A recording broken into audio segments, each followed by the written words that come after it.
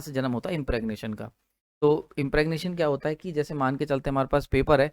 अब पेपर के अंदर हमने देखा कि सेलुलोज है और वॉइड्स मौजूद हैं, एयर गैप्स मौजूद हैं, देख रहे हो यहाँ पे।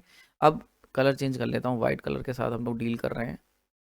ठीक है, तो आप देख सकते हो ये गैप्स मौजूद थे। ठीक है, इन्हीं गैप्स के अंदर वाटर ड्रॉपलेट जो थे वो एब्जॉर्ब हो जा रहे थे ना। जब हम इस पेपर को क्या करते हैं, किसी कंपाउंड, पर्टिकुलर कंपाउंड के साथ इम्प्रेग्नेटेड करते हैं।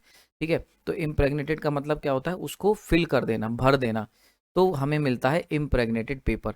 तो इम्प्रेग्नेटेड पेपर हमने क्या करा, जो पहले पर्टिकुलर कंपाउंड, ठीक है, अब वो कंपाउंड हमारा अलग अलग हो सकता है, मिनरल ऑयल हो सकता है या रेसिन ऑयल हो सकता है या कोई भी एक पर्टिकुलर कंपाउंड हो सकता है, उसको हमने क्या करा, इसके ऊपर जब डाला तो ये क्या हुआ, इस पेपर के अंदर जितने भी ये वॉइड्स थे ये सब के सब भर गए। तो हमने क्या करा, जो पेपर के गैप थे उन्हें इस पर्टिकुलर कंपाउंड से भर दिया, ना कि, तो अब क्या होगा, ना कि हमने वाटर से। तो अब जब गैप हमने ऑलरेडी फिल कर दिए वाया सर्टेन कंपाउंड, ना ये जो कंपाउंड है ये हम मान के चलते हैं एक अच्छा इंसुलेटर होगा। तो हमने क्या करा, एक इंसुलेटिंग कंपाउंड से ही इन गैप्स को भर दिया। तो पेपर एक गुड इंसुलेटर था, और जो उसके गैप थे जिनके अंदर वाटर ड्रॉपलेट्स इकट्ठे हो जा रहे थे, एब्जॉर्ब हो जा रहे थे एनवायरनमेंट से, एयर से, तो वहाँ पे हमने ये पर्टिकुलरली कंपाउंड जो कि एक अच्छा इंसुलेटर था इसे भर दिया। तो दिस प्रोसेस नोन एज इम्प्रेग्नेशन। ठीक है, इम्प्रेग्नेशन इस प्रोसेस को कहते हैं। तो क्या होगा इम्प्रेग्नेशन, अगर कोई तुमसे पूछ ले क्या होता है, तो process of closing the voids. ठीक है, जो छेद हैं, ठीक है, एयर गैप्स और छेद जो हैं इनको भरने का जो प्रोसेस है, इसको हम इन इंसुलेटिंग मटेरियल, इसको हम कहते हैं इम्प्रेग्नेशन। समझ में आ रही बात, क्लियर हो गया यहाँ पे। तो जो गैप्स हैं, जो छेद हैं, इनको भरने का process via certain chemical compound और रेसिन ऑयल, इस प्रोसेस को हम कहते हैं इम्प्रेग्नेशन। ठीक है, क्लियर हो गया यहाँ पे। और यहाँ से जन्म होता है इम्प्रेग्नेटेड पेपर का। क्लियर हो गया यहाँ पे, समझ में आ रही होगी।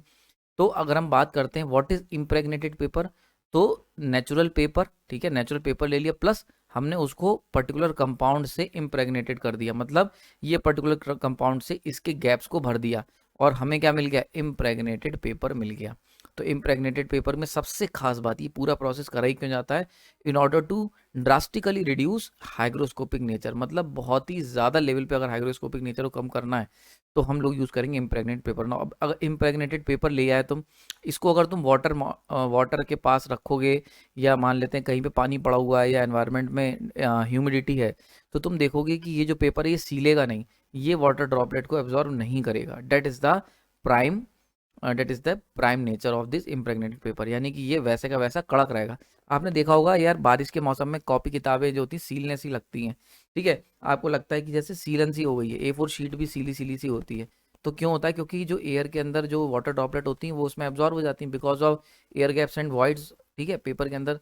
तो ये जब हम इम्प्रेग्नेटेड पेपर लेके आएंगे तो वैसे का वैसा कड़क रहेगा यार, बारिश हो रही कोई मतलब नहीं इसे। क्लियर हो गया, that is the important property.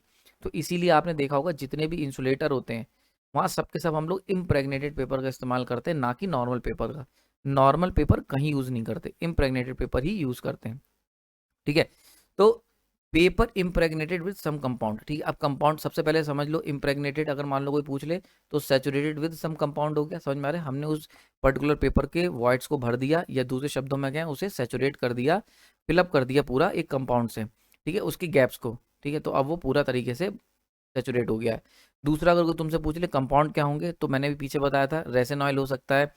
जो हम बात करते हैं इम्प्रेग्नेटेड पेपर की, देखो इम्प्रेग्नेशन बहुत ध्यान से समझ लो, इम्प्रेग्नेशन का जो प्रोसेस होता है वहाँ पे हम लोग कंपाउंड यूज़ कर सकते हैं, रेसिन ऑयल यूज़ कर सकते हैं।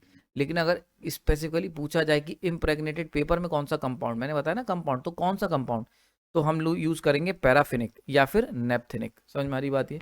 तो ये दो केमिकल कंपाउंड होते हैं जिनका इस्तेमाल हम लोग करते हैं, पैराफिनिक, ठीक है, पैराफिनिक और नेपथेनिक। ये आपको याद होने चाहिए, पेपर में पूछा जा सकता है, एसएससी में फैक्ट बेस्ड क्वेश्चन बहुत आते हैं।